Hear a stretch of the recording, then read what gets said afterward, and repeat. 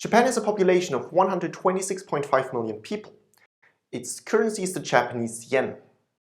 The country's gross national income in 2018 was $41,310 per capita. Unfortunately, Japan is the most indebted country in the world.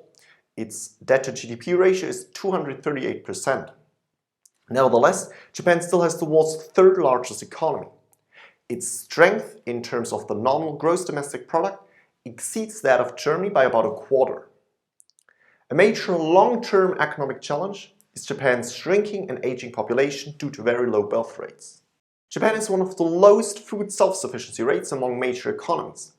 On a calorie basis, 63% of the total domestically consumed food was imported in the fiscal year 2018. Japan exported goods worth $738 billion in 2018, while importing goods worth $748 billion, which results in a small trade deficit of $10 billion US. Vehicles, machinery, and electrical equipment represent more than half of the total exported value. Japan's top trading partners are China, the United States, and South Korea.